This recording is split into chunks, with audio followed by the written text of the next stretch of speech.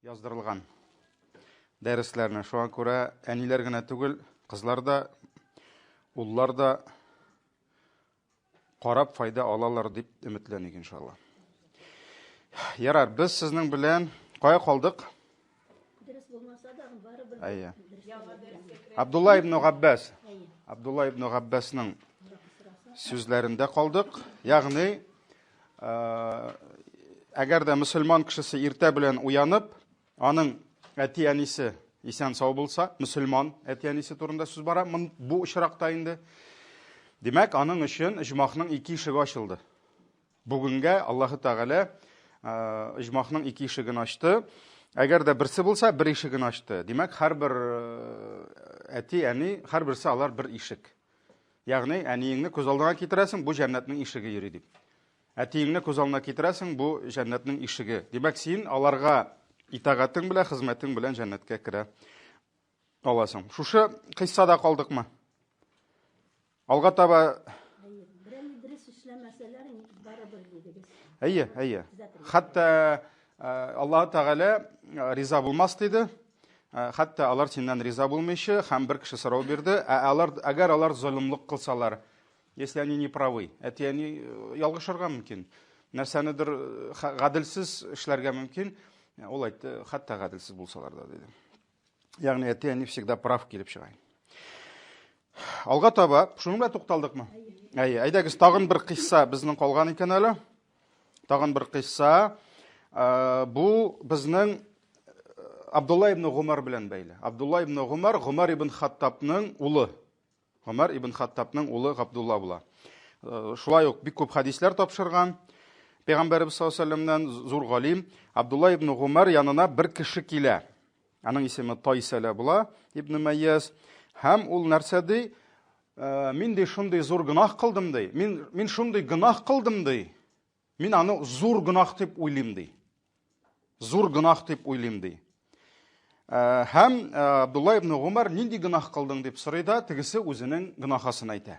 Кылган гынахасын әйтә, һәм Абдулла ибн Гумар әйтә, юк ди, бу зур гынахка керми ди. Зур гынахлар, алар динебездә кәбаир дип атала. Кәбаир. Ягъни, кәбаир дип атала нинди гынахлар? Кайсы гынахлар өчен Аллаһ Тәгалә Коръәни Кәримдә яки пәйгамбәрбез үзенең хадисләрендә газап белән янады. Мәсәлән, син шуны эшләсәң, Аллаһ Тәгалә әйтте, сиңа шундый газап булыр диде. Мәсәлән, кем кеше үтерде, ул җәһәннәмдә яныр диде. Димәк, без аңлыйбыз, кеше үтерү керә кәбаирга. Кәбаир дип атала. Имам Захабиның 70 шушы кәбаирны җыйган китабы бар. 70 шушы гынахны зур. Шуңа күрә пәйгамбәрбез яки Аллаһ Тәгалә әгәр дә менә шуны эшләсәң, шундый сиңа ахирәттә газап, шундый сине көтә дисә, бу кәбаирга керә. Һәм Абдулла ибн Гумар әйтте, юк ди, син кылган гынах ул кәбаирга керми, чөнки алар 9 дип әйтә. Бу очракта инде 9 дип әйтә, һәм шуларны аңа санап чыга. Санап чыга, Аллаһ Тәгаләгә ширк кылу, гаепсез кешене үтерү, сугыш кырыннан качып китү, гыйффәтле булган, пак булган хатын-кызларны азгынлыкта гаепләү, риба ашау, ятимнәрнең малын ашау, мәчеттә гынах кылу, илхат дип килә инде ул, бидгат дип әйтик моны, ниме? Һәм диннән көлү, һәм соңгысы бука ул-валидейни минал уқуq, әти-әнине рәнҗетеп елату. 9-сын әйтте инде, әти-әнине рәнҗетеп елату диде. Һәм шушы 9 гынахны санап чыкканнан соң сорауга җавап бирде бит инде галим. Ләкин ул кеше килгәч, аңа инде күбрәк бирергә була. Шулай бит, ул бит инде килгән галимне эзләп. Шуңа күрә ул аңа карады да, нәрсә диде? Синең ди җәһәннәмнән кытылып җәннәткә керәсең киләме ди? Бу кеше бит инде ялгышкан, саташкан, ниндидер гынах кылган һәм килгән галимне эзләп. Кая ул? Менә Абдулла ибн Гумар нәрсә эшлим ди, зур гөнаһ кылдым ди. Абдулла ибн Гомар әйтә, юк, бу зур гөнаһ түгел, чөнки зурлар шушы ди. 9-сын нәрсә дип әйтә? Әти әниеңне елату ди. Ягъни рәнҗетеп елату ди. Һәм җәннәткә уттан котылып җимахка керәсең киләме ди. Шуннан соң, әйе, әлбәттә ди, валлаһи ди, уттан котыласың килә. Һәрбер мөселманның җәһәннәмнән котыласы килә, җәннәткә керәсе килә ди. Шуннан соң, хәзер нишләргә? Абдулла ибн Гумар аңа уттан котылу өчен һәм җәннәткә керү өчен киңәш бирә. Әти-әниң исәнме ди? Искә төшердек алдагы сүзне. Хәтерлисезме, бер хатынны үтерде, ниен тыя алмыйча. Гайрәтен, көнчелеген тыя алмыйча үтергән иде. Нәрсә эшлим диде? Нәрсә дип сорады? Әниң исәнме дип сорады. Шулай бит. Монда дагы нәкъ шул ук сорау. Әти-әниң исәнме ди? Ижмахка керер өчен һәм җәһәннәмнән котылу өчен. Шуннан соң әйтә, минем әнием исән ди. Димәк, әтисе инде вафат булган. Шулай бит. Әнием исән ди. Шуннан соң ул әйтте, валлаһи ди. Аллаһ белән ант итеп әйтәм ди, сөйкле пәйгамбәребез кай вакыт үзенең сүзләрен Аллаһ белән ант итеп әйтә иде, аның сүзе тагын да кешегә тәэсир итсен өчен. Тагын да кешеләргә, хәтта Аллаһ Тәгалә ант итә. Вал аср, шулай бит инде. Ват тин, ваз зәйтун, ант итеп әйтә. Менә монда дагы ул валлаһи, Аллаһ белән ант итеп әйтәм ди. Әгәр дә әниеңә йомшак сүзләр әйтсәң ди, һәм аны ризык белән, ягъни яхшы ризык белән сыйласаң ди, сыйлап торсаң, һич шиксез җәннәткә керәчәксең ди, әгәр зур гөнаһлардан тыелсаң ди. Кәбаир. Зур гөнаһлардан тыелсаң ди.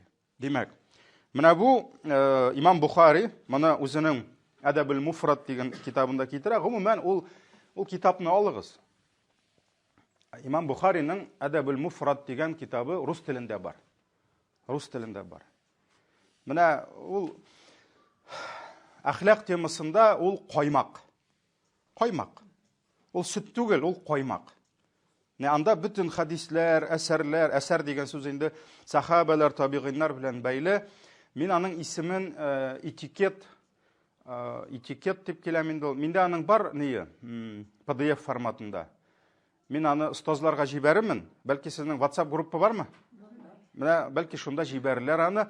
Аның исемен алып, ул бар инде китап кибетләрендә. Ну хәзер инде Озон, Wildberries игә китереп бирәләр. Алар барысы да бар. Ул китап бераз гына ул каймак бит инде ул нирәк, ашказанга авыррак эшкәртергә. Ну тәмне, шулай бит инде. Менә шуңа күрә ул бераз гына авыррак булырга мөмкин, ләкин анда менә шушы ниләр Пәйгамбәребезнең әйткән сүзләре һәм сахабаларның әйткән сүзләре менә шушы әдәп, әхлак мәсьәләсендә инде. Ул зур китап инде ул. Чыннан да зур гыйльми китап. Менә шушы китапта ул килә бу вакыйга, шулай бит инде. Менә монда дагы без күрәбез ялгышкан, саташкан, гөнаһка кергән һәм чыгу юлын эзләп кемгә килгән? Галимгә килгән. Шулай бит инде. Шуңа күрә киңәшләшер өчен һәр вакыт галимнәргә йөрергә кирәк. Гыйлем ияләренә барырга кирәк. Менә бу да шулай эшләгән. Һәм гыйлем иясе аны юатып кына калмаган инде. Ярар, синең инде бу зур гөнаһка кирмәй дигән. Зур гөнаһлар турында вагыз да сөйләгән. Аннарысын бит әле кызым сиңа сөйлим. Киленем синдә тыңла дип без ишетәбезме моны? Әлхәмдүлилләh, 1000 ел без шушы сүзләрдән насихат алабыз үзебезгә. Һәм шушы зур гөнаһларны, монда бөтенесе дә түгел. Мәсәлән, намаз калдыруны әйтмәде, тагын кайсындыр әйтмәде, шулай бит. Шуңа күрә менә 9-нчы булып нәрсә дип әйтте? Әти-әнине рәнҗетеп елату диде. Һәм ижмахка керәсең киләм, уттан котласың киләм, әлбәттә килә. Кайт һәм әниеңә йомшак сүзләр сөйлә һәм аңа хәерле ризык ашат диде. Хәерле ризык ашат диде. Менә бу да күрсәтә нәрсәне? Әти-әнигә хезмәт итү ул кешенең ижмахка керүенә һәм җәһәннәмнән котылуына зур сәбәп була. Ике әйберне әйтте, шулай бит инде. Әйдәгез шуларга гына тиз генә тукталыйк. Беренчесе мөлаим сүзләр. Мөлаим сүзләр диде. Бу инде балаларның әти-әниләре белән мөгамәлә кылуда бу мөгамәлә, менә шушы мөгамәләнең нигезе инде. Чөнки күп әти-әнигә синең акчаң, ниндидер матди ярдәмең, ниндидер синең физик ярдәмең кирәк булмаска мөмкин. Шулай бит? Бигрәк тә бүгенге көндә, 7нче гасырда, әйдәгез 8нче гасырга кайтабыз. Водопровод юк, су юк, канализация юк. Адым сайын магнит пятерочка, ипи кибете, сөт кибете, берсе дә юк. Һәм олыгайган әнигә, олыгайган әтигә үзен-үзе карау зур мәшәкать. Электр юк, отопление юк. Шулай бит инде. Хәтта су юк. Бигрәк тә мәсәлән Мәдинәдә беләбез бит инде, Пәйгамбәр саллаллаһу алейһи ва сәллям килде, сахабалар белән су юк иде. Күп кыйларның сулары эшергә яраксыз иде.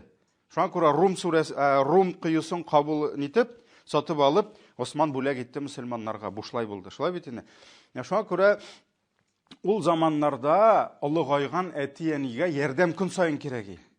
Балаларның пенсия юк.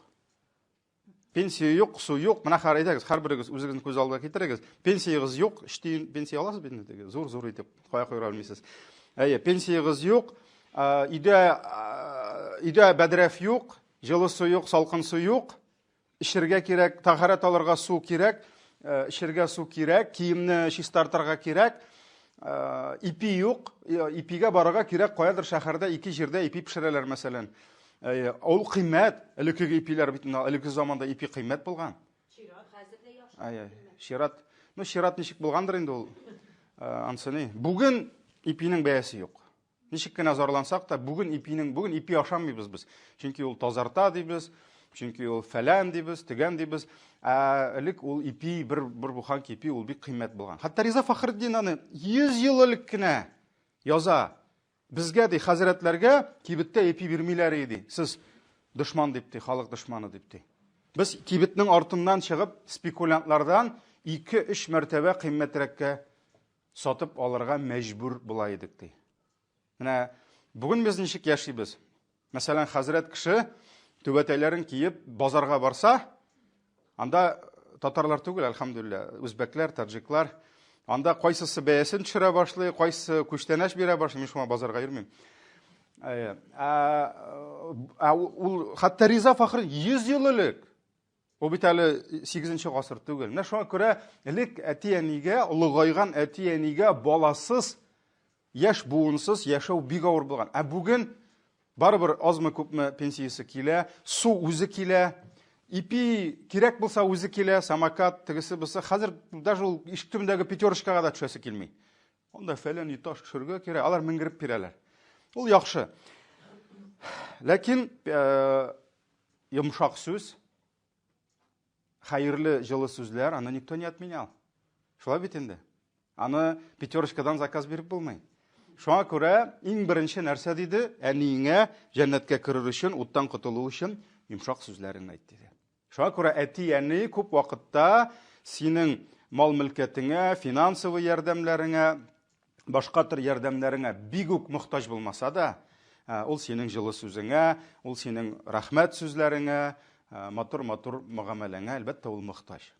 Шуңа күрә кеше инде әти-әнисенә килгәч тә яхшы итеп, матур итеп елмая белергә тиеш. Әгәр дә инде әйтик, син каядыр эштә, каядыр сәхнәдә кешеләргә елмайып биреп, аннарысын үзеңне тудырган, өстергән әниеңә кайтып елмаймасаң, минем кайфым юк әле дип анда, синең каядыр елмаюыңнан нинди файда бар инде? Ниләр өчен? Фотографлар өчен.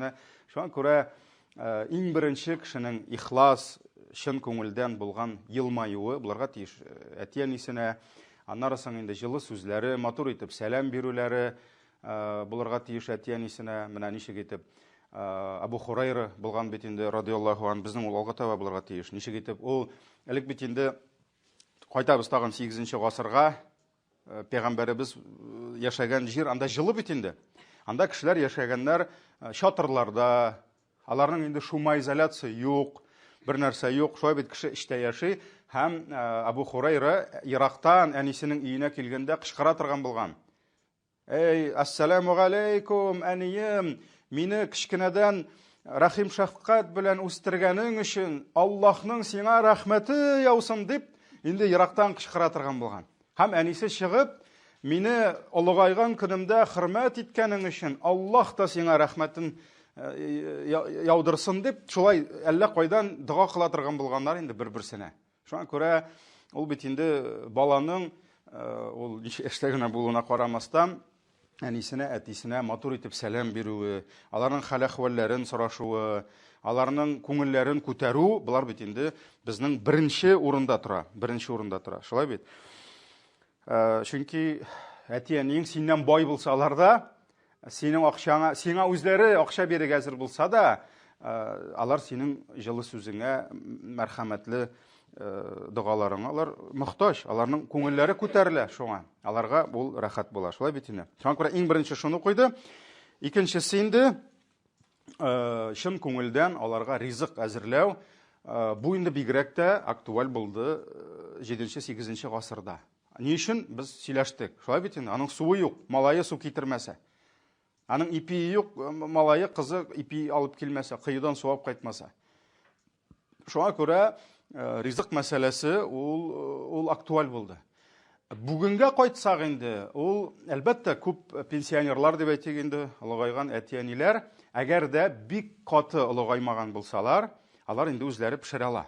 Шулай бит инде, холодильниктан нәрсәдер алып, ләкин барыбер, мәсәлән, бүгенге көндә уллар, кызлар әти-әнинең азык-төлеген карап торсалар, мәсәлән, свежий ите бармы, тегесе бармы, бусы бармы, ул бит инде мәсәлән үзе яхшы яши, яхшы ашый. Әнисе мәсәлән бер атна пешерелгән элек ашны җылытып ашый, ул бит инде дөрес түгел. Синең әниең синнән лаеклырак. Шуңа күрә син үзең хәтта кылыңа үзең ашамаганны ашама ди, бирмә ди. Шулай бит инде хезмәтчеңә дә үзең ашамаганны бирмә. Шуның кебек әти-әнигә бигрәк тә алар инде нәрсә пешерә алмый торган яшькә җитсәләр. Ул менә без бит инде ничә бер 5-6 ел шөгыльләнәбез менә бу кешеләр ашату белән. Безнең шундый булды, бер шәһәрдә яңаны ачтык тагын. Шунда инде журналистлар килгәннәр дә шушында килеп ашаучылардан интервью алалар икән инде. Анда бит инде безнең кемдер уйлый, без исерекләр ашатабыз дип миләр. Ул анда беренче без исерекләрне ашатмыйбыз. Икенчедән бөтенләй сукбайлар, бомжлар, кара янган, алама, алар 1% булырга мөмкин, 2% максимум. Мәсәлән, 100 кеше килә икән, 98-е аның нормальный, чиста әбиләр, бабайлар, инвалидлар һәм башкалар. 1-2% булырга мөмкин шундый. Менә шунда инде бер бабай матур сөйләшкәч, аңа инде интервью алганнар. Моның интервьюсы күргән малае, кайдыр анда Татнефтьтә эшли инде бу. Әле малае түгел, малае белән эшләүчеләр. Каранда әтиеңне күрсәтәләр, бомжлар белән ашап йөри әтиең дип инде. Моның инде бу абзый безгә сөйли инде үзе урыс абзый, урыс ибагай. Менә ди малай ди миңа ди үпкәләп, шалты, ты почему папа меня позоришь? Ты почему там у тебя что денег нет что ли? Тегеләй булай ди. Шуннан соң бу әйтә, менә ди егетләр беләсезме ди, минем акчам бар ди. Минем пенсиям да әйбәт ди. Миңа малай да кирәк булса бирә ди, ләкин миңа ди 86 яшь ди. Мин ярат бит әле ул. Хатын кыз ул бит күбрәк выживать итә ул. Ул ярат, мин ди ничек мин үземә иртән завтрак әзерлим ди. Ничек мин үземә обед пешерим көн сайын, свежий обед ничек пешерим ди. Мин монда тыныч кына киләм ди, минем прогулка ди. Мин ди әле 2-3 әби белән исәнләшәм шунда ди, сөйләшеп алам ди. Аннан соң миңа бер тарих, ул артыгын сорамый. Аның үзенең ние нәрсәле? Контейнер үзе белән. Мин ди куям, миңа свежий суп наливает ди. Мин аны монда ашамыйм ди. Мин аны үйгә кайтып, матур итеп тарелкага салып, көн сайын бер киләм дә свежий ризык ашыйм ди. То есть ул мохтаҗ акчага түгел, әзерләп бирүгә. Шуңа күрә малайга да әйттем ди. Соң улым әйдә көн сайын миңа пешер, свежий аш. Мин анда йөрмим дип әйттем ди. Шуннан ул да бер сүз әйтә алмады ди. Акча да түгел. Акчаны суга салып ашап булмый. Шулай бит инде. Менә шуңа күрә кеше бүген 21 гасырда яшәсә дә, ул инде уйларга тиеш ул әйберне. Әни хәзер нәрсә ашый? Ул әти пешерә аламы, юкмы? Менә шуңа күрә беренчесе нәрсә диде? Йомшак, мөлаем сүзләр әйт диде. Икенчесе чын күңелдән аңа хәерле ризыклар бир диде. Ризыклар ашат диде. Һәм зур гынахлардан тыелсаң, син иҗмахка керерсең һәм уттан котылырсың диде. Булдымы? Киттек алга таба. Безнең алдагы хадис, субханалла, бу хадис алдагы безнең мәшһүр хадискә шаган. Бу хадисне Миқдам ибн Маъди тапшыра. Пәйгамбәрбез саллаллаху алейхи ва саллям әйтте ди. Инналлаха юсикум би уммахатикум ди. Аллаһы Тәгалә ди сезгә васият итеп, бу инде завещание, заповедь дип әйтик миндә. Аллаһы Тәгалә сезгә васият итеп әйтә ди, әниләрегезгә изгелек кылырга ди. Әниләрегезгә изгелек кылырга ди. Шуннан соң Пәйгамбәрбез саллаллаху алейхи ва саллям 3 тапкыр кабатлады моны. Аллаһы Тәгалә васият итеп әйтә, әниләрегезгә изгелек кылыгыз, әниләрегезгә изгелек кылыгыз, әниләрегезгә изгелек кылыгыз. Хадис искә төштеме? Алдагы. Әниең, әниең, әниең. Шулай бит инде. Һәм 4нче мәртәбәдә инналлаха юсикум би абаикум ди. Аллаһ ди сезгә әтиләрегезгә игелек кылырга әмер бирә ди. Һәм 5нче мәртәбәдә Аллаһ сезгә иң якын һәм иң якын туганнарыгызга игелек кылырга әмер бирә дип әйтте ди. Менә Пәйгамбәрбез алейхиссалату вассаламның 3 мәртәбә әниең дип, әниегезгә кушты, әниегезгә кушты изгелек кылырга дип, 4нчесендә әтиегез һәм аннарысын 5нчесендә иң якын туганнарыгыз дигән мондый мәгънәдәге хадис безнең алда икәү килде. Исегездә булса, икәү. Беренчесе җир өстендә иң беренче изгелегемә кем лаек дигәч, әниең, әтиең һәм якын туганнарың диде. Икенчесе, хәтерләсәгез, бер сахаба килеп, миңа нинди изгелек кушырсың диде. Шуннан соң бирра уммак диде. Әниеңә изгелек кыл диде. Ярар, аннан соң нинди изгелек кушырсың диде. Әниеңә изгелек кыл диде. Аннарысын әниеңә изгелек кыл, аннарысын әтиеңә изгелек кыл диде. Икенчесе бул, монсы өченчесе, карагыз. Чөнки бу бит инде төрле вакытларда, төрле кешеләргә, төрле хәлләрдә әйтелгән. Ләкин алар өчесе дә безнең хадислар китабында калган, бездә өчесе дә бар. Шулай бит инде, әлхәмдүлилләх. Шуңа күрә 3 мәртәбә Аллаһ әниләрегезгә изгелек кылырга кушты, әниләрегезгә изгелек һәм аннан әтиләрегезгә диде. Бу Ибн Маҗа риваятында килә. Ни өчен шулай? Без инде аларны сөйләштек, хәзер артык кирип тормыйбыз. Шулай бит инде, әнинең 8-9 ай буе күтәрүе, авырлык белән тудыруы, әүвәлге көннәрдән әнинең бала янында булуы, күкрәк сөтен имезеп үстерүе, менә бу 3 дәрәҗәгә бирде әти каршында зуррак урын инде. Киттек алга таба. Алга таба безнең хадисебезне тапшыра Абдулла ибн Амр. Умар түгел, Амр. Аллаһ разый булсын аннан да, әтисеннән дә. Бер вакытты сөйкле пәйгамбәребезгә бер егет килде ди, хиҗрәт кылырга бәягать бирү өчен ди. Ягъни бер егет килде пәйгамбәребез янына, мин яшим каядыр, мин шул урынны калдырам һәм синең яныңа хиҗрәт кылам, переселение инде шулай бит, һәм сиңа бәягать бирәм дип килде бер егет ди. Шуннан соң Пәйгамбәрбез саллаллаху алейхи ва саллям белеп ала, аның теге туган җирендә, туган шәһәрендә, авылында олыгайган әти-әнисе елап калганнар икән. Ни өчен? Чөнки уллары аларны калдырып киткән.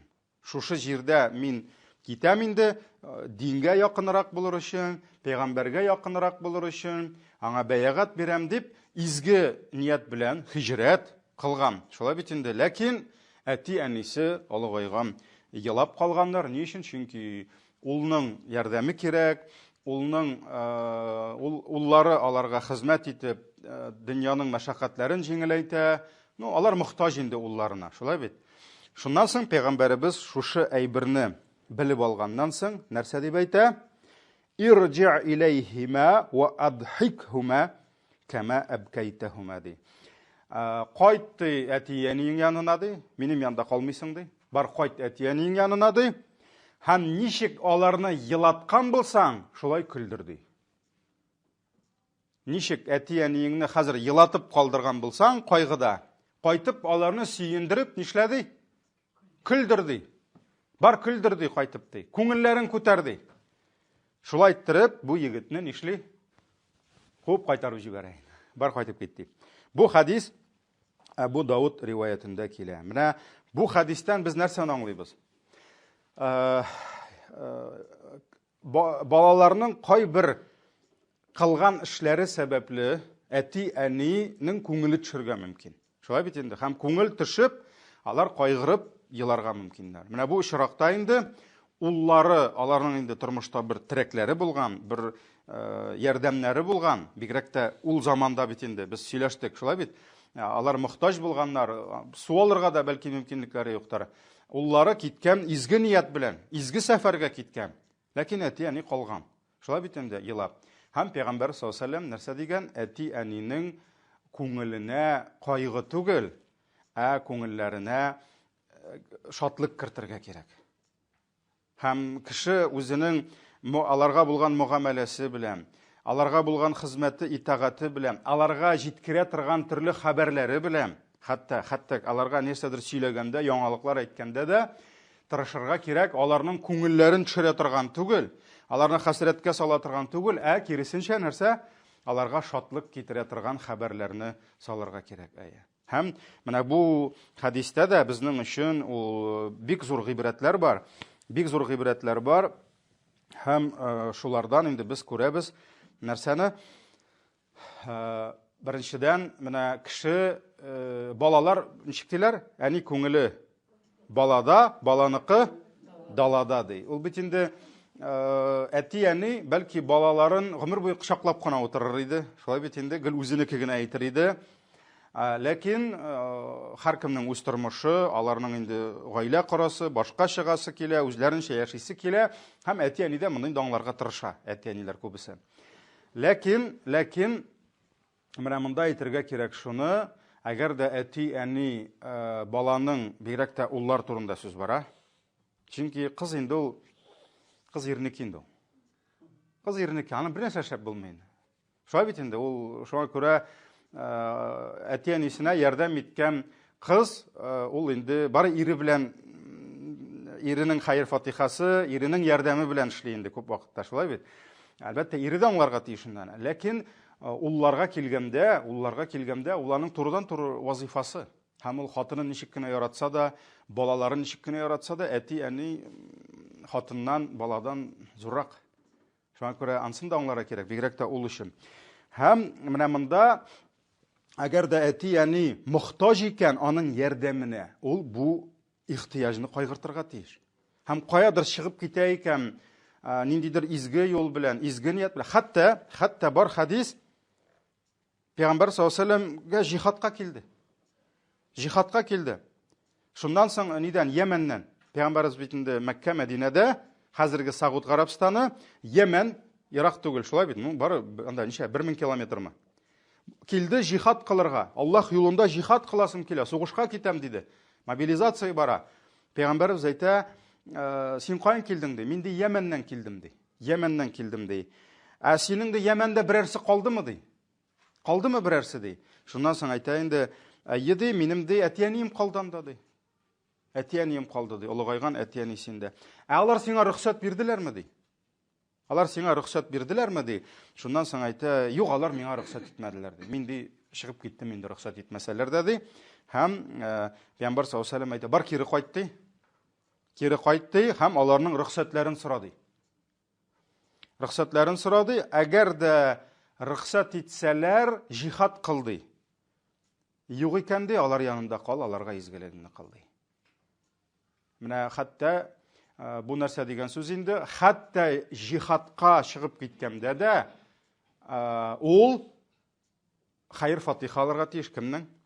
Әти-әнисенең. Әти-әнисенең рөхсәте белән чыгып китәргә. Хәтта җихадка, хәтта хиҗрәт кылырга, карагыз.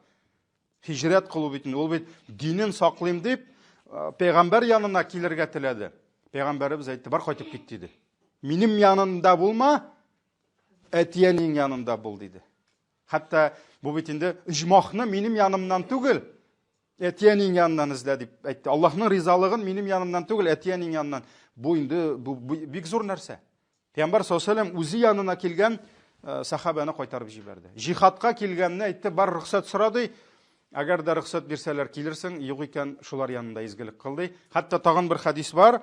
Фафихима фаҗахидти, әтиянең янында җихад кылды. Ягъни аларга хезмәт ит, хөрмәт ит, кара аларны, күңелләрен күр, синең җихадың шул булыр дигән андый хадис та бар. Шуңа күрә менә бу хадисләрдән без аңлыйбыз нәрсәне? Әгәр дә балалар каядыр әти-әнидән читкә китәселәре булсалар, алар әти-әнинең хәйр фатихасын алырга тиешләр. Пәйгамбәрбез әйтте, рөхсәт итәләр икән, килерсең диде. Юк икән, бар шунда диде. Шуңа күрә кемнедер эшкә чакыралар. Кемнедер ниндидер берәр должность бирәләр мәсәлән. Кемдер сәүдә белән, башка эш белән каядыр Мәскәүгә күчә, каядыр Европага күчәме, анда Америкагамы, кая гына китмәсен, каядыр мөселман иленә, Төркиягәме, ул нишләргә тиеш? Әти-әнисенең хәйр фатихасын алырга тиеш. Алар рөхсәт итсәләр, бара, юк икән юк. Хәтта җихадка рөхсәт сорап китергә тиеш. Шуңа күрә рөхсәт сорау дигән әйбер, ул бит инде бәлки 40-50 яшьлек ираттыр ул. Әтегендә 85 яшьлек әнисе бар. Знать не знаю, бала. Барадагын әни, син миңа рөхсәт итәсеңме ди. Ни өчен? Чөнки әнисе мохтаҗ булырга мөмкин аның ярдәм. Яки үзе белән алайын. Мәсәлән, эш белән ни белән китсә, риза булса инде, минем әни миңа кирәк эшләргә, бу минем өчен зур нәрсә дип аңлата. Әгәр дә әнисе хаҗәте бар икән, үзе белә ала. Шуңа күрә монда менә бу хадислар күрсәтә шуны. Шуңа күрә беренчесе нәрсә диде? Кайт диде, шулай бит. Һәм икенчесе инде күңелләренә кайгы кертү түгел, шатлык кертергә кирәк диде. Шатлык кертергә кирәк диде. Хәтта мәсәлән ниндидер хәбәрләр ирештергәндә дәген, ул хәбәрләрен әгәр дә әти-әнинең күңелен төшерә торган була икән, әйтмичә була икән, әйтмәскә кирәк. Мәсәлән, хәтта мин никахларда да әйтәм, әгәр дә мәсәлән ул бит инде барыбер көн саен кояш булмый, гаиләдә дә болытлар да була, җил давыллар да була, җирләр дә тетрәй, шулай бит инде. Шуңа күрә, мәсәлән, мин киленнәргә әйтәм, әгәр дә әниең сизенеп нәрсәдер, кызым ничек хәлләр анда дип шалтыратсам әйтәм, әзрәк кенә бераз гына шымартып җибәрсәң дә ярый. Әни, Аллаһка шөкер, барысы да дип. Хотя может бардыр проблемалар. Ул бит инде ир белән хатын ул абитка хәтлек талаша, абиттан соң дуслаша, әнинең бер күңеленә кирип калса, балаларның проблема икән дип, ул бит аны абиттан соң бетерә алмый.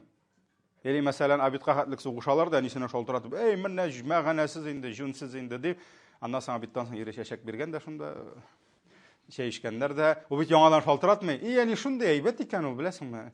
Дип шалтыратмый бит, әни кайгыда, шулай бит инде. Менә шуңа күрә Аллаһу аглам, хәтта кайбер шәйхләр әйтәләр, бераз алдасаң да ярый диләр. Олыгайган әти-әнине күңелләрен төшермәс өчен бераз гына алдасаң да ярый дип әйтәләр инде. Мәсәлән, ул бит инде мисал белән балаңда берәр авыру таптылар. Әле тикшермәгән әнәне беркемдә. Әле ул авыру чыннан да бармы, юкмы? Әле врачларга бармаган, әле мәсәлән төгәл килмәгән җавап, инде син, әни ишеттеңме соң әле менә безнең кызыбыз оныгыңның бит менә шундый фәлән. Бетте, әни тегендә тамукта яна инде. Шулай бит инде. Мискин ни ашый алмый, эчә алмый, борчыла, кайгыра. Ул инде менә шуңа күрә аңа мисал итеп китерәләр Әбу Бәкрне. Әбу Бәкр, Пәйгамбәр саллаллаһу алейһи ва саллям, китә бит инде хиҗрәт кыла. Алар бергә чыгып китәләр кем белән? Әбу Бәкр белән. Чыгып китәләр. Хәтерлисезме? Мәгарәгә, тау тишегенә кирип качтылар. Шулай бит инде. Менә монда хәл ничек булды? Килде әмер, Әбу Бәкр менә хәзер чыгып китәргә тиеш. Хәзер. Килеп чыкты шулай, ул әле гаиләне әзерләмәгән. Анда запаслар юк, ниләр юк, ләкин булды, әмер килде, чыкты да китте. Шуннан соң кешеләр сүз, гайбәт йөртә башладылар. Нәрсә дип, Әбу Бәкр гаиләсен бер нәрсәсез калдырып чыгып киткән икән дип. Менә мәгънәсез анда фәлән ират, гаилә башлыгы нәрсә эшләгән? Семьясын, хатынын, балаларын онын да әзерләмичә, ризыгын да тапмыйча, иписез чыгып киткән икән. Чыннан да хәл шулай иде. Аның вакыты булмады әзерләнергә. Ул шундук чыгып китәргә тиеш. Һәм бу сүз иреште Әбу Бәкернең әтисенә. Кем Әбу Бәкернең әтисе? Олыгайган, күзләре суқырайган бабай. Һәм бабайга сүзләр иреште. Синең улың фәлән, синең улың төгән. Әтинең моңа күңеле төшәме? Конечно, төшә. Шәһәрдә сүгәләр синең улыңны, тем более дин дошманнары күп бит әле.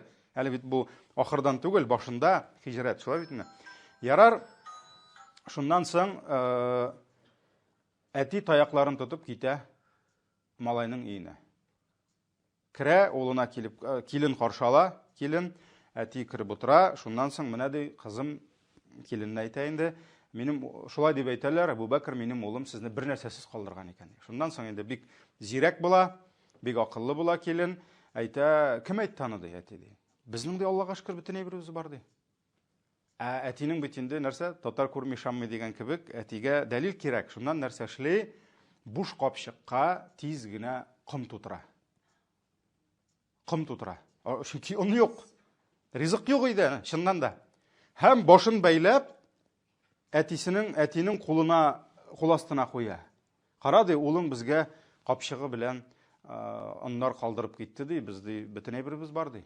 Шуннан соң әтисе ул бит инде айырмый, кулы белән тота да, Аллаһка шөкер дип тынычланып, нишли кайтып китә. Менә шул мисалны да китерәләр кайберләре. Әти әнинең бигрәк тә олыгайган, ул бит инде барыбер аның күңеле рәнҗи, күңеле сабый баланыкына әйләнә. Шундый вакытта бераз гына нәрсәнедер әйтеп бетермәсәң дә хәерле дип әйтәләр инде галимнәр, Аллаһу агалам. Бу да бу хадистәге нәрсә, аларны ничек кайгыдан елаткан булсаң, бар кайтып шуларны сөендер дигән сүзнең мәгънәсе инде бу ая. Киттек алга таба. Димәк, кая гына барсаң да күчеп китәсең, әти-әнingне олыгайган калдырасың икән, аларның нәрсәсен алырга кирәк? Рөхсәтен, ризалыгын алырга кирәк. Алга таба. Муавия ибн Джахима ас-Сулами тапшыра. Шуша әтисе, Муавияның әтисе Джахима Пәйгамбәрбез саллаллаһу алейхи ва саллям янына килә. Һәм нәрсә ди? Я Расулаллаһ, минем ди сугышка барасым килә ди. Сугышка барам ди. Ислам өчен, дин өчен ди. Шуннан соң синең белән киңәшләшергә килдем ди, менә ди. Синең ди киңәшеңне сорарга килдем ди. Шуннан соң Пәйгамбәр саллаллаһу алейһи ва саллям әйтә, хәлләкә мин синең әниең бармы ди? Әниең исәнме ди? Шуннан соң әйтә, әйе, әнием исән ди. Барды кайтып, әниеңне кайгыртты. Әниеңне кайгыртты, чөнки җәннәт аның ике аяк астында ди. Аның аяк астында ди. Әниеңне кайгырт, чөнки җәннәт аның аяклары астында ди. Бу Ан-Насаи риваятында килгән хадисендә. Менә бар бит инде ул җәннәт әниләрнең аяк астында дип, шулай бит. Ул күбрәк хадиснең мәгънәсе, андый хадис юк. Мәсәлән, турыдан-туры Пәйгамбәрбез җәннәт әниләрнең аяк астында дип, андый алай әйтмәде дип әйтәләр. Ләкин берничә хадистә бар, мәсәлән, менә монда нәрсә диде? Бар кайтып әниеңне кайгырт, чөнки җәннәт аның аяк астында диде. Һәм икенче бер сахабәсенә дә әниеңне кабул ит диде, чөнки Әбу Бәкернең кызы сорады, әнисе динсез иде. Кабул итимме дигәч, кунак ит, кабул ит диде, чөнки җәннәт аның аяк астында диде, аяк астында. Бу инде нәрсәне аңлата? Кем әнисенә хөрмәт, ихтирам күрсәтсә, аның хакларын үтәсә, демәк, ул җәннәтне әнинең аяк астында дигән сүз, әнинең аяк астыннан изләргә дигән сүз түгел инде. Ягъни, әни янында түбәнчел булсаң, аның хөрмәтен күрсәң, җәннәтеңне нишлисең? Шунда табасың була инде. Шулай бит? Менә бу хадистә безгә инде зур гыйбрәт булып тора. Киттек алга таба. Әбу Дарда радиллаһу анһу тапшыра, мин ди сөйкле Пәйгамбәребезнең шундый сүзләрен ишеттем ди. Әти әни ijmahның урта ишеге ди. Ягъни ijmahның иң уртасындагы ишеге ди.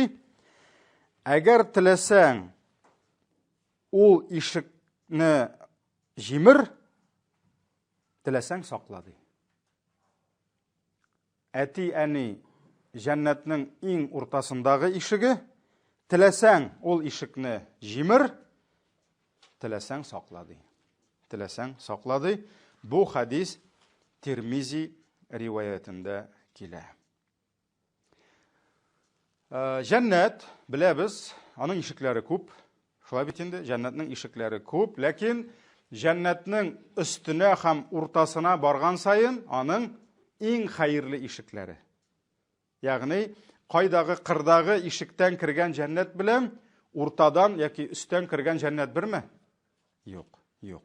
Шуңа күрә, шушы җәннәтнең күп санлы ишекләренең иң уртадагысы, иң өстәгесе дигән сүз, демәк, җәннәтнең иң яхшысы була. Җәннәт кенә түгел, ә җәннәтнең иң яхшысы, иң хөрмәтлесе, иң биеге нәрсә? Ул инде әти әни ишеге була икән.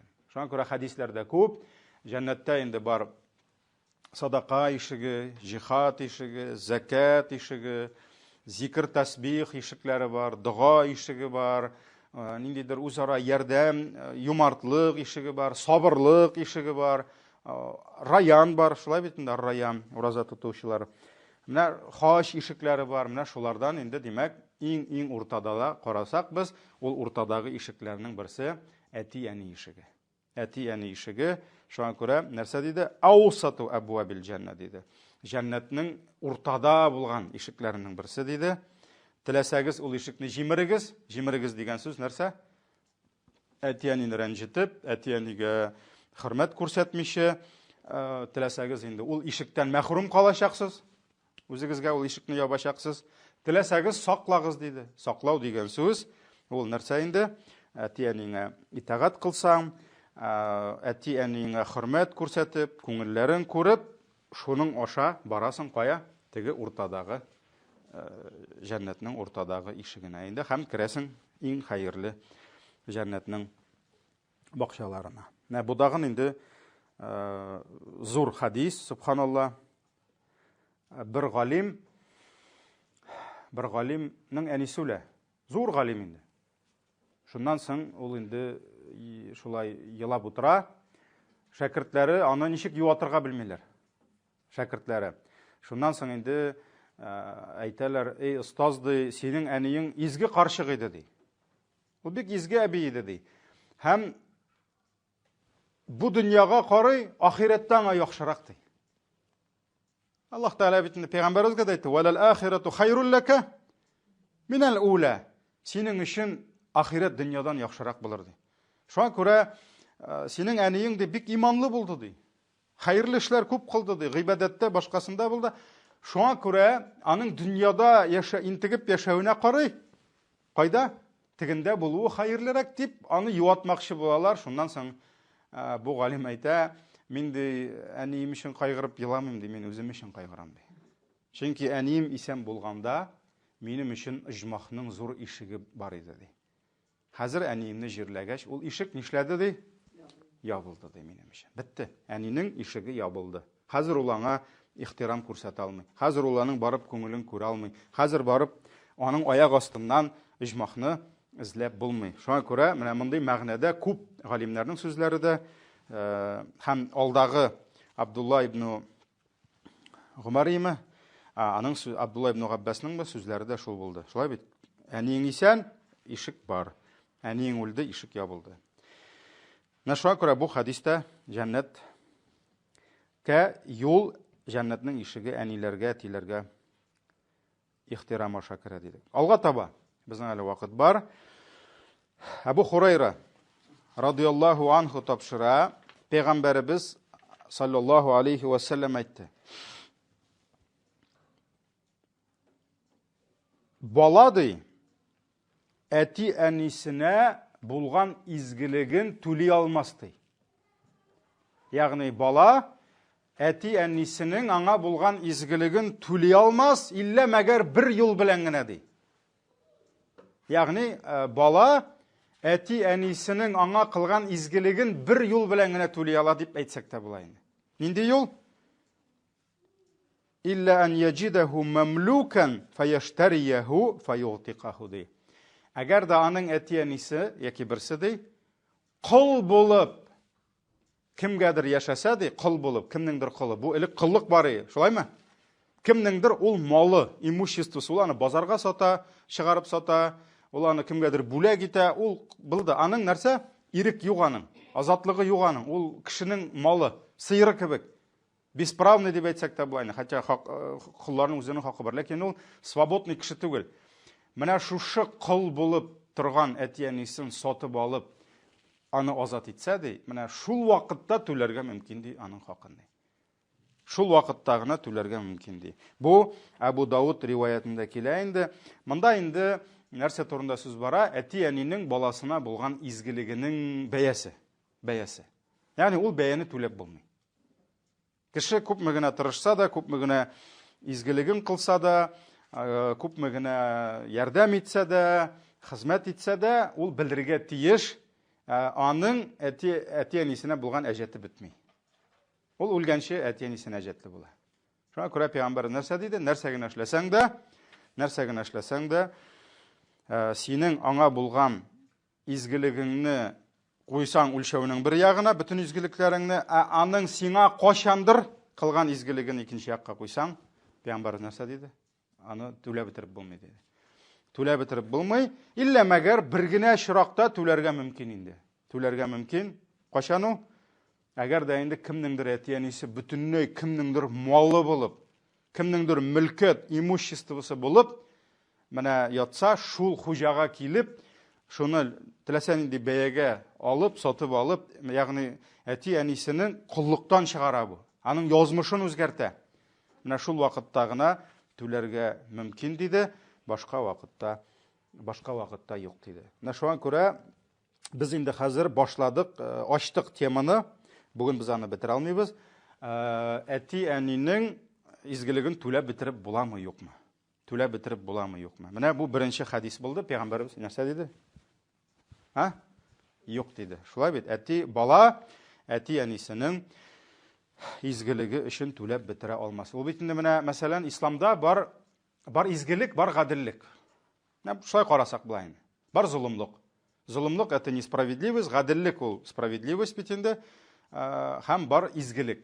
Менә монда инде ничек карарга була? Мәсәлән, базарда кеше әйбер сата, ул әйтә, моның бәясе 100 сум ди. Син килеп аңа 100 сум бирәсең, бу нәрсә? Гаделлек. Шулаймы? Ул бәясен куйды, син аңа бирдең. Ике яктан нәрсә? Риза, бәхил. Ул табарга, мин табарга риза, ул минем бәяме. Бу гаделлек. Менә 100. Берәүдән 100 сумга җәт алдым, 100 сумымны кайтардым. Шулай бит инде, бу гаделлек.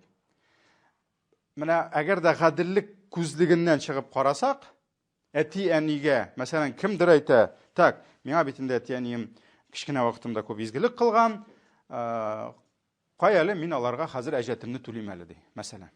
Чтоб бер нинди дә калмасын. Менә базардагы кебек, 100 сум алдың, 100 сум бирдең, мәсәлән.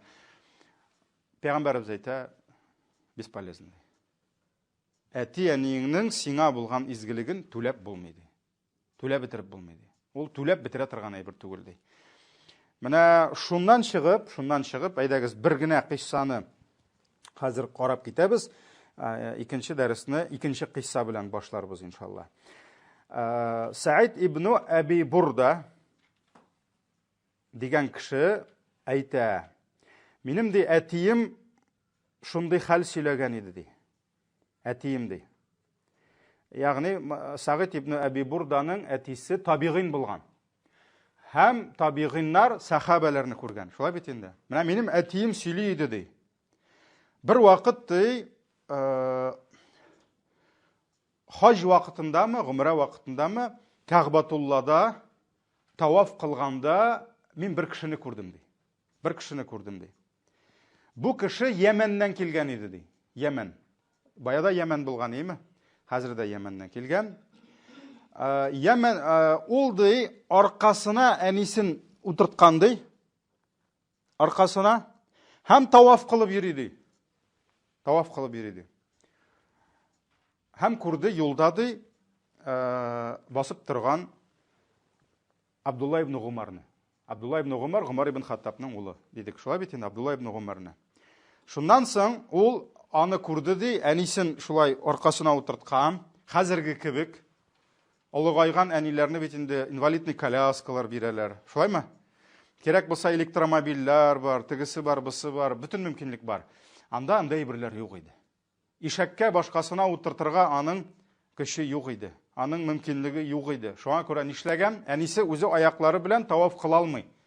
Ул менә сабый баланы күтәреп йөрткән кебек, әнисен аркасына салганда, әни бит инде ул сабый бала түгел. Ул зуррак бераз гына. Шулай бит аның инде мәшәкате дә күп. Әле таваф кылуның үзенең бер мәшәкате бар. Хәзер ул без нәрсәле ак мәрмәрләрдә юылып тора, сөртеп тора, кондиционерлар, сулар китереп торалар. Ул бит инде элек таш, ком, иссе кояш, бернинди мөмкинлек юк. Уңайлыклар нашайтырып бу хәзер әнисен күтәреп барады. Шушы сөйләгәндә тисе сөйләде ди. Һәм шигъри юллар белән, гарәпләр бит инде алар шигырьләр белән сөйләшкәннәр. Шулай бит инде. Аларда ни өчен гарәп телендә Коръан инде? Чөнки аларның телләре ни иде? Әдәбият, шигърият ул на высшем уровне иде. Алар шигырьләр белән сөйләштеләр. Һәм ул нәрсә диде? Инни лаха ба'iruha al-mudallal. In ud'irat rikabuha lam udghir ди. Мин ди, әнисен күтәреп бара бит инде, тирләгән, янган, арган, мин ди әниемнең түбәнчел дөясе ди. Я покорный верблюд своей матери ди. Дөя абынса да ди, киреләнсә дә, мин киреләнмим ди. Мәсәлән, дөянең bir sıfatı var. O kirilenirge mümkün. Şuayma? Diye şiirge mümkün. Diye karşı kelirge mümkün. Şuna göre bu enisin salganda min eniyimnin tübenşil diyesi dey. Diye kirilense de min kirilenmem dey. Yani min eniyimni diye kibik kine tügülinde kadirlep yırtaşakmin diye kibik karşı kele almasmın dey. Hem şundan sana ayta ey İbn Gumar dey. Abdullah ibn Гумарга әйтә, ey Гумарның улы ди. Атурани джазайту хали. Күрәсең минем хәлемне ди. Шушы изгелегем белән әниемә түләдемме ди. Шушы изгелегем белән әниемә түләдемме ди. Әнинең миңа булган изгелекләрен ди. Шуннан соң әйтә, юк ди. Вала бизафратин вахида ди. Син ди әниеңнең сиңа изгелеген түгел ди. Аның сине күтәргәндәге бер ыңгырашуында түләмәдең ди. Ты не заплатил даже за один ее стон ди. Бер ыңгырашуына да син аңа түләмәдең ди. Бу Имам Аль-Бухариның Шулук Әдәбул Муфрад китабында килә. Менә шулай иттереп, карагыз, Йәмән җирлегеннән килгән, әнисен аркасына салган изге сәфәр, изге гыйбадәт, шулай бит. Карагыз, бу бит базарда йөрмәй, таваф кылып йөри. Нинди изгелек кыла, әнисе үзе килә алмас иде, улы алып килмәсә. Әнисе үзе таваф кыла алмас иде, улы аркасына салмаса. Менә бик күп изгелекләр җыелган монда. Шулай бит инде, бик күп изгелекләр җыелган. Ләкин инде ул өметләнеп күп хезмәтен кылган, күп тырыша, өметләнеп сорый, шушы зур галимнән Абдулла ибн Гумардан сорый, мин аңа түли алдыммы ди. Хәтта әйтә бит әле, карагыз, дөя дә ул кадәр ни түгел, хуҗасына мәрхәмәтле булмаска мөмкин. Шулай бит? Дөя сикертергә мөмкин, йыгырга мөмкин, үзе йыгылырга мөмкин, абынырга мөмкин. Шулай бит? Ләкин ул әйтә, мин андый түгел ди. Мин түбәнчел, тыңлаучан дөясе ди. Әниемнең дөясе мин ди. Я, ничек була инде, мудаллал, түбәнчел инде, покорный, я покорный верблюд своей матери ди. Һәм өметләнә инде, нәрсә дип, хакын кайтардым микән, юк микән ди. Менә монда инде әйтә, син әниеңнең ди, әгәр дә синең шушы бүтән изгелегеңне салсаң ди, үлчәүгә. Гаделлек дидек бит, гаделлек үлчәүенә, икенче якка. әниеңнең бер ыңгырашуын салсак, менә ул сине авырлы вакытта күтәреп йөргән. Шулай бит инде. Тугач күтәреп йөргән күпме. Менә шул бер ыңгырашуын арып, бәлки сызланып монда, белмим, туепмы, менә бер ыңгырашкан булса, менә шушы бер ыңгырашуында син аңа кайтара алмадың ди. Бу нәрсәне күрсәтә инде. Бала нәрсә генә эшләсә дә, нинди генә изгелек кылса да, менә бар бит инде бик справедливый балалар. Шулай бит, менә Пәйгамбәрбез һәм аның сахабалары безгә күрсәтте. Менә справедливость, гаделлек үлчәвенә салсаң, синең бөтен изгелегең баның бер ыңгырашуында түләми диде. Һәм иншалла икенче дәресебезне шундый ук хәл, ләкин Габдулла ибн Гомар белән түгел, Гомар ибн Хаттаб белән була. Аңа киләләр. Шуннан башларбыз. Инде Раббым Аллаһ өммәтебезгә, әти-әниләренә карата михрбанлы, хәерле булырга Раббым насип итсен. Субханакаллаһумма бихамдик, шаһadu ан ла илаха илля анта, астагфирука ва атубу илейк.